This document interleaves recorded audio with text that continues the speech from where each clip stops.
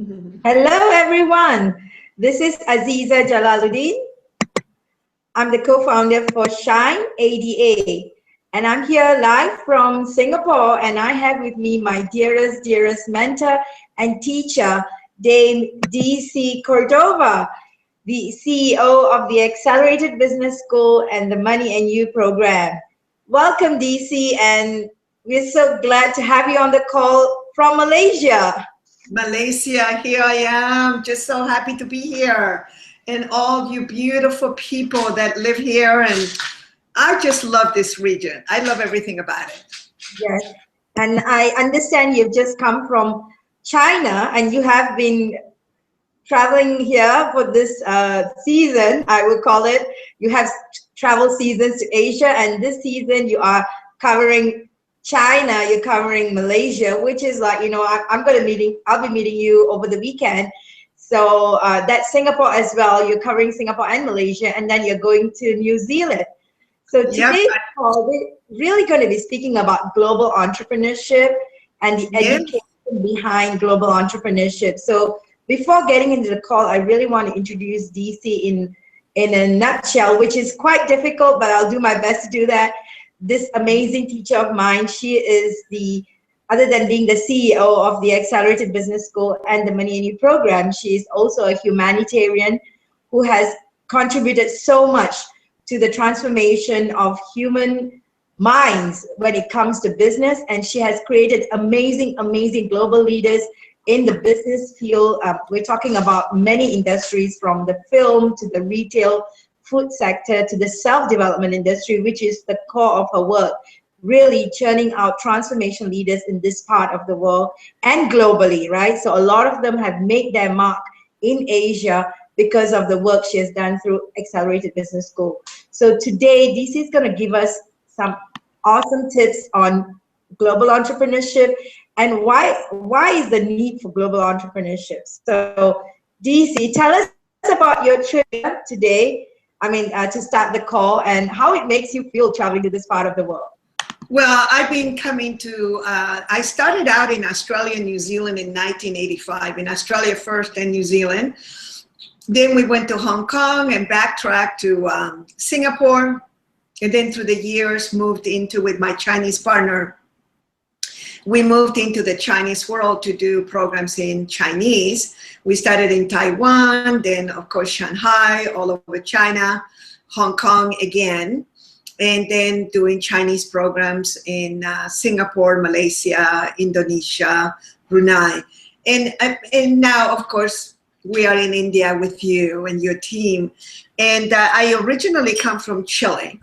And I think it was my destiny because of the work, and our mentor, Buckminster Fuller, was the one that really encouraged us to really see the world as one little spaceship. We're just a little piece of rock that's flying, through the, in many ways, through the universe, going 265,000 miles per hour. And here we are, living the life, that is so beautiful for some and not so beautiful for others. And I think that the world is just getting smaller and smaller and smaller. And it is because of business people. It is business people that really connect the world, that make it happen. If a nation doesn't have enough land for them to grow their own food, then people have to import it.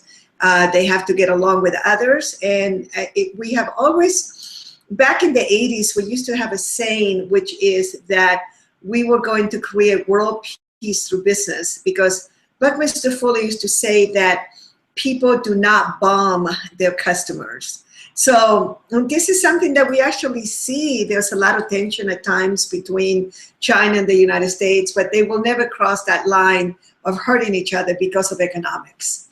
And that's really during the Cold War, there was this threat of, nuclear armaments, and that's how they kind of kept each other in check.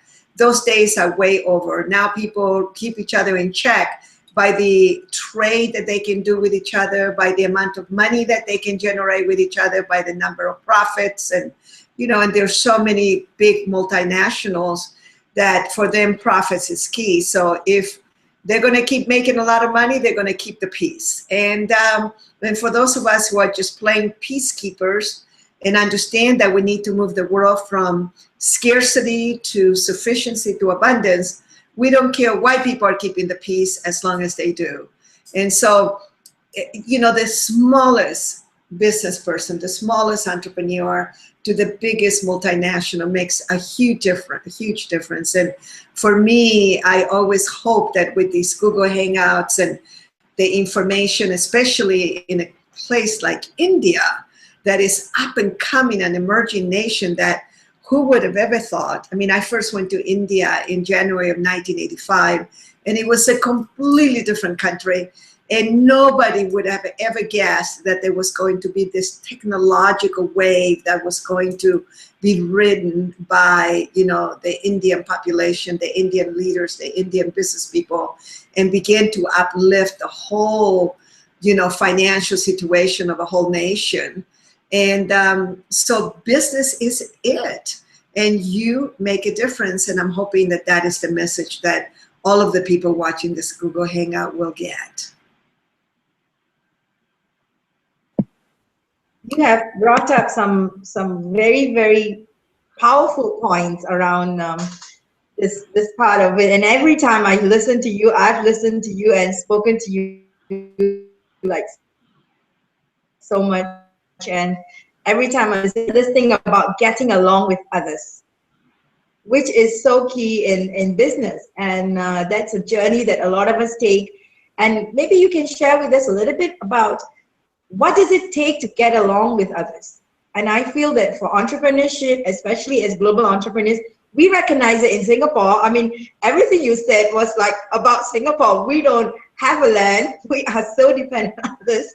And there's so many things. At the same time, this topic around getting along with others. What does it take, and how important is it for entrepreneurs, especially when we're talking about global entrepreneurship? Well, it really has to do, again, with economics, and it has to do with rules of the game, which would really cover in the Money and You program. You know, Money and You is not about coming in and getting a bunch of content. You can find content anywhere on the internet. You know, people say, oh, you know, I don't really need to attend the program because I can get content anywhere. And I said, yeah, that is correct. You are 100% correct. When you come to a program like Money and You is to learn about the contextualization and generalized rules of the game that have been practiced for so long by so many, that allows for people to be able to learn how to really get along with others and how to have a way of participating in business that will be beneficial to both parties. And if people go to my Facebook, I'm easy to find, just under DC Cordova. And my apologies if I can't let you in as a friend, but just follow me and you'll be able to, you know, make comments. It's just like being a friend. And please make sure you go to Dame DC Cordova and like me. I love likes. But one of the things, if you go there, there's two different versions of Buckminster Fuller's statement, how do we make the world work for 100% of humanity in the shortest possible time with the least ecological offense or disadvantage to anyone. And so once you set up a business and you begin to really establish and learn the rules of the game and the different techniques and the different experiences that you have in Money and You about your true behavior, because that's what people learn with us, you will begin to be way ahead of the game. It's like sometimes people get so concerned about competition. You only worry about competition if you are not doing the best you can and have the best product, and that will keep you ahead of any game. That is what your intention should be. Your product or service, how it can add the most value for the most people. That's why when you see companies like Google or Apple Computers, or you see these huge companies, is because they have a product or service that services so many. It's just a numbers game. There's nothing complicated about it. There's nothing mysterious about it.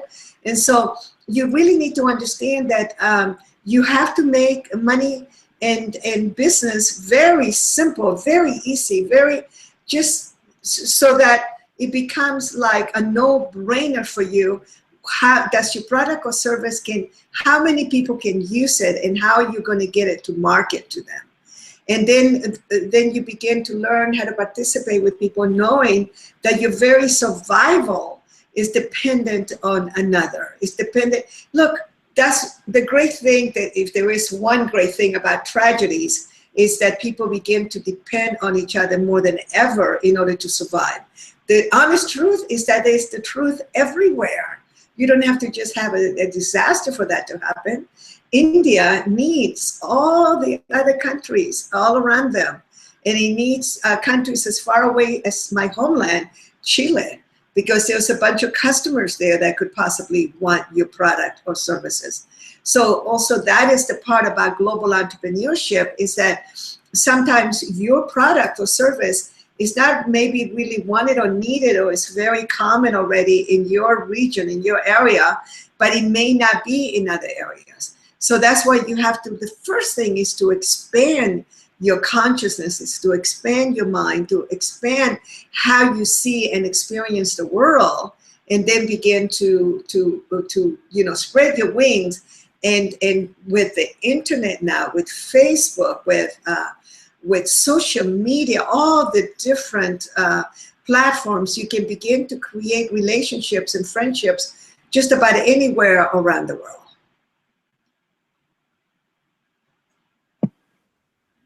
You know, this thing about spreading friendships around the world reminds me of how many of my greatest partners and associates for Money and You in India happen through Facebook, right? So they are amazing people, and it's a lot about relationship building.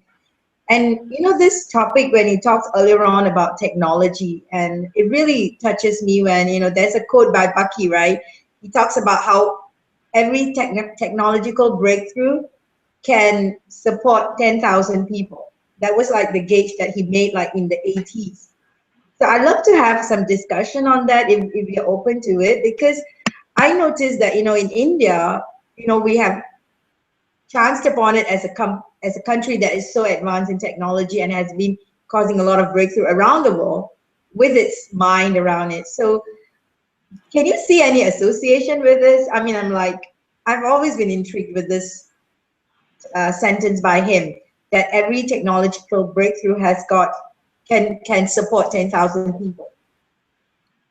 Well, actually, he was probably talking about way back when. He probably would use a different number now. And he started talking about that in the 30s. All right, okay. Talking about that way before we were all born. And he was just talking about the ripple effects. You know, as you know, in Money and You, we teach about the generalized principles, and one of our favorites is precession, the mathematics, the physics term for the ripple effects and how it works. And so now he probably would say a much larger number. And what happens is, like, for instance, let's just for instance, when people talk about the space program, they say, what does it matter if we go out into space? Well, whenever you go out into space and you send any kind of, and you study all these different things, I mean, all the weather patterns have been studied from that. There have been so many lives saved now because they can predict, you know, when hurricanes are beginning to form, when weather is going in a certain direction. If we didn't have that kind of technology, who knows what would have happened to many different parts of the world, including Mexico just a few weeks ago, when there were these horrendous winds that were coming. So it is affecting millions of people now, because technology just kind of like accelerates knowledge.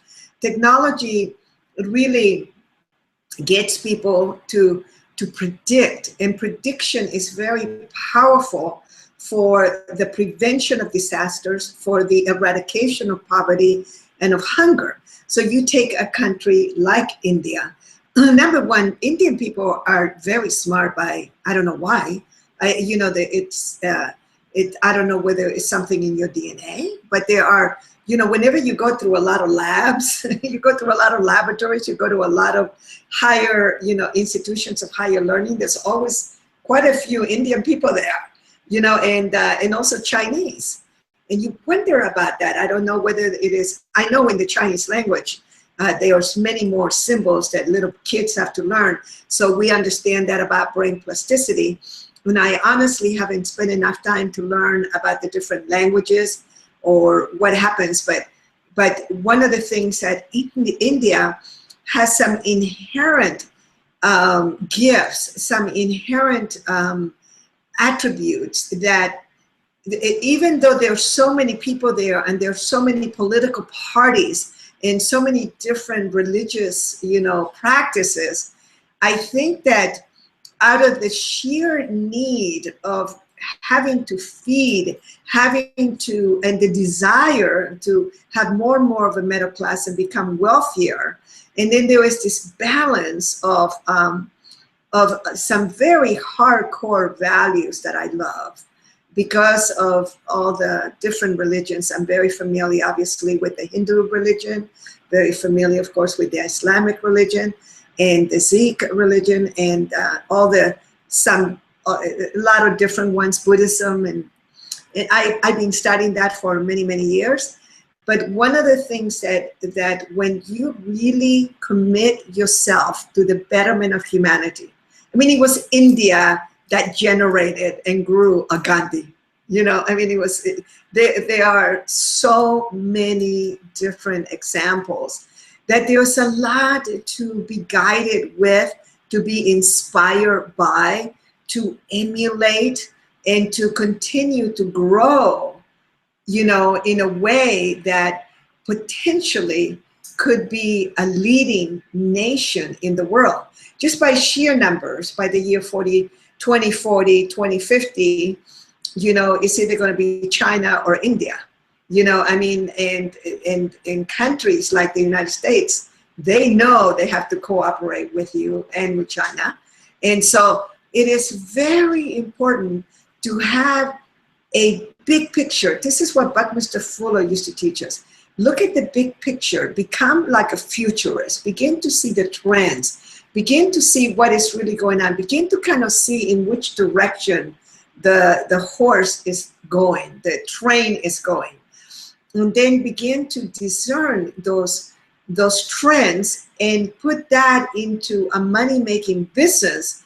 And the chances of you succeeding and becoming a multimillionaire are much higher than just kind of seeing things the way that they are today, or the way they have always been, and the way that it should always be, and just kind of stuck in a mindset.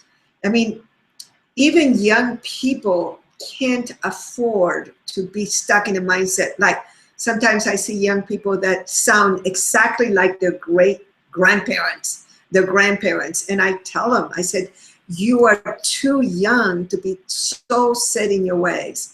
It's like right now, it is key for you to be flexible. It's key for you to learn about yourself. It's key for you to attend programs like the Money New program, because it will give you all these different distinctions. It will give you all these generalized principles. It will give you an experience, and it's not content. This is experience of you, how you behave, experiences of your own blocks, and what is it that you need to work on, or how you're going to behave in a certain situation. So I know that I kind of took off on another tangent of what you wanted me to answer. I answered part of it, but it's really, technology is going to be the accelerator of your intelligence, of your innovative thoughts, of that genius within that seems to be very prevalent in India. It is directly related. I'm like feeling so right about it, because the reason the question came up for me is also because Money and You has been around for 36 years in the world.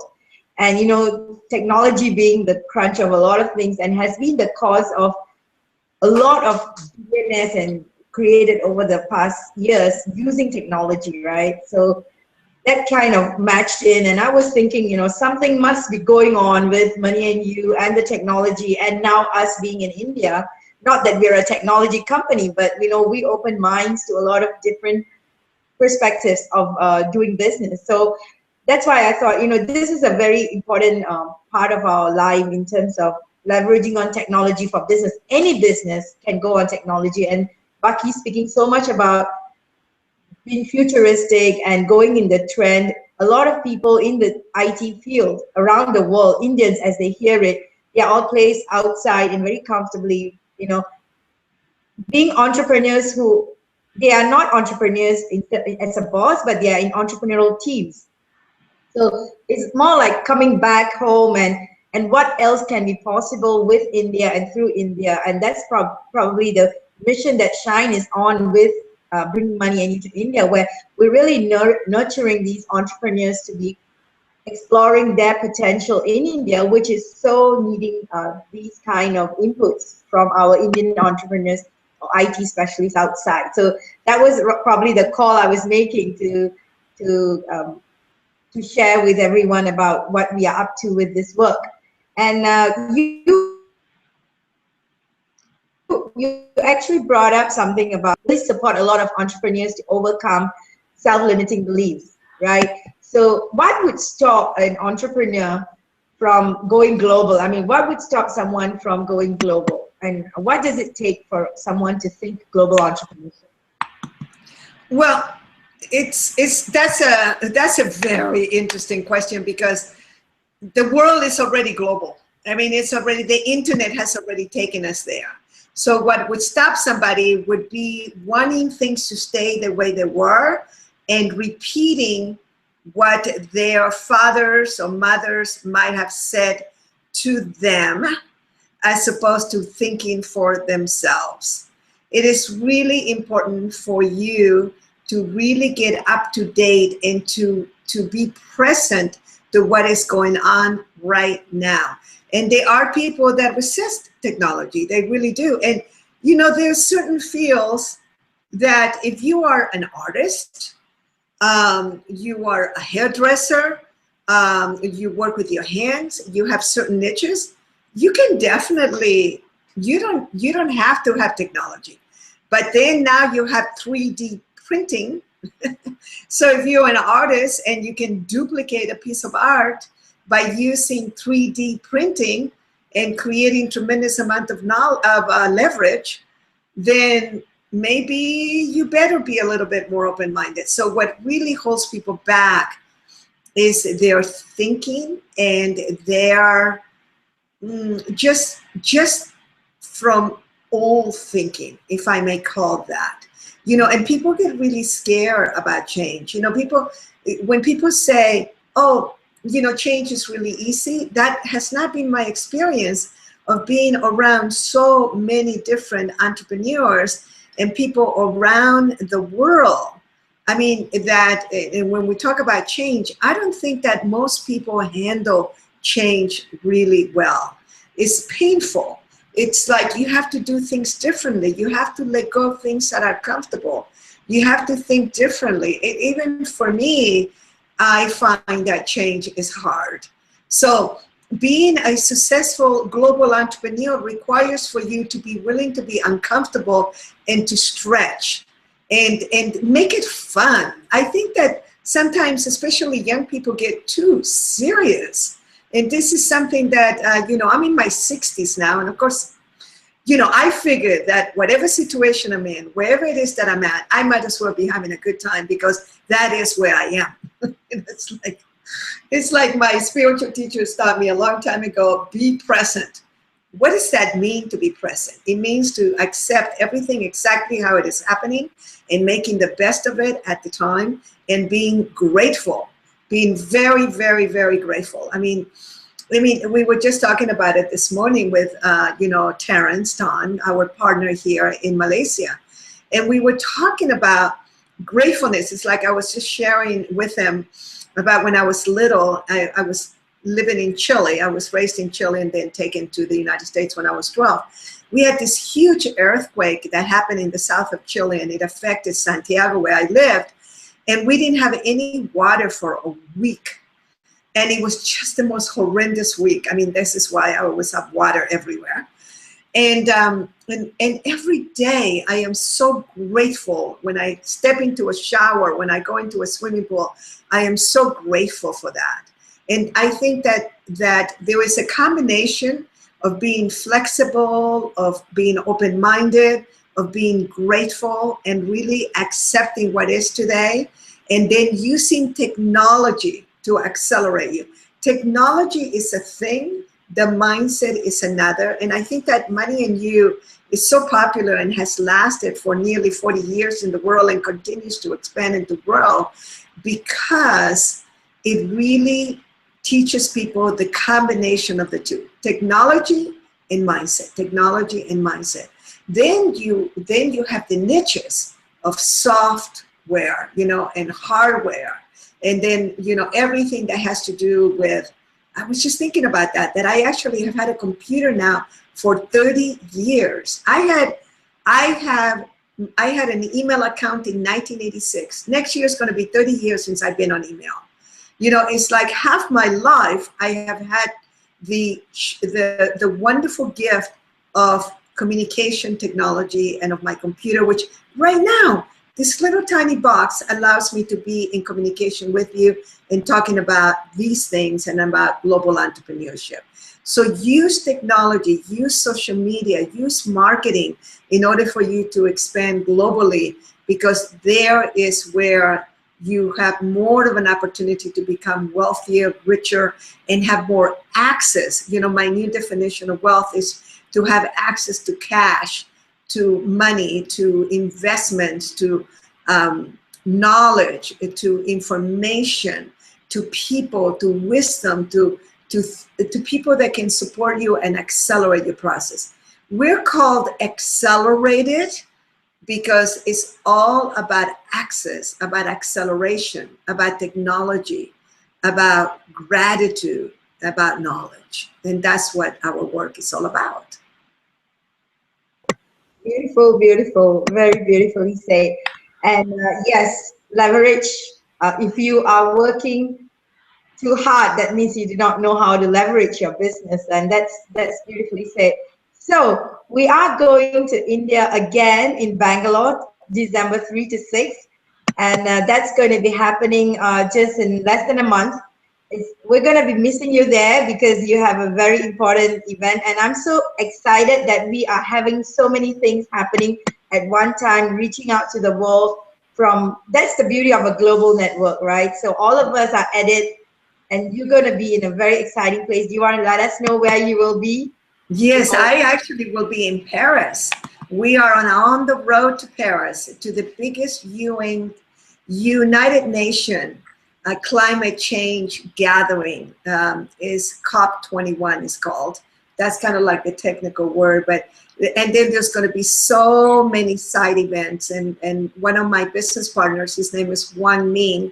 He's the world's leading renewable energy entrepreneur. He was the man that really supported and created the first green law in China, and is known as one of the top solar architects in the world.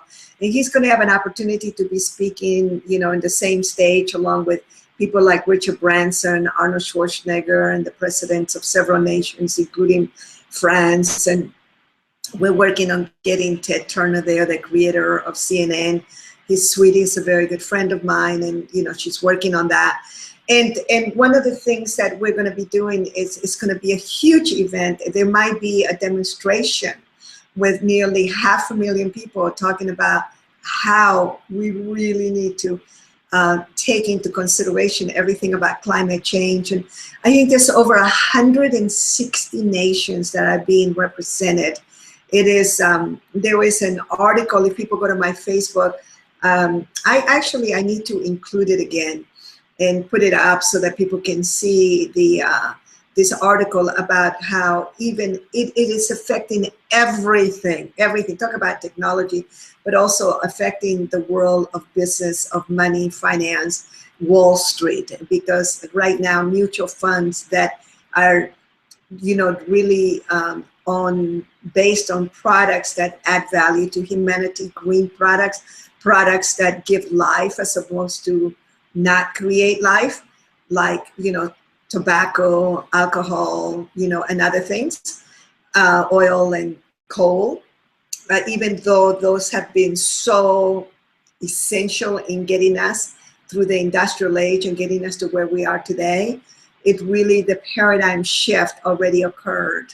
And this is a really good sample.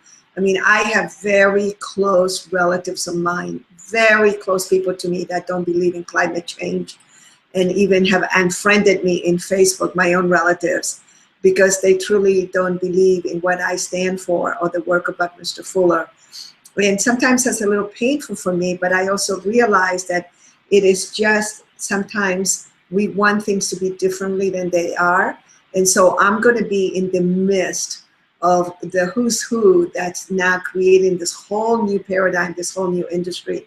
And it's the only reason I would miss something like Money and You in Bangalore, which was the first city I ever visited in January of 1985. And in those days, it was a beautiful city, but it's nothing like it is now. So Bangalore is going to rock. There is a lot of my beloveds that are going to be there.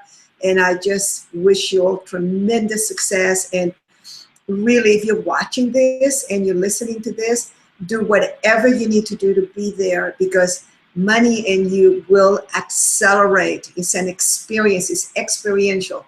You're not going to come and get content there. You're going to come and have experiences of others, of yourself, in order for you to have a profoundly powerful business that can add value to humanity and create tremendous wealth for you. Thank you so much, DC. So as we hear it from DC herself, we are so committed to a community that's like-minded. When most entrepreneurs work on their own, think about competition, thinking about, you know, you have to lose for somebody has to lose for you to win. Here we are, a community that's committed to the upliftment of Indian business communities globally, and we're so looking forward to seeing all of you from December 3 to 6 in Bangalore. And you can log into our website, shineada.com, and we so want to see you there. And for more information, get in touch with us. So we see you in Bangalore. Bye-bye. Aloha. Bye-bye. Yeah.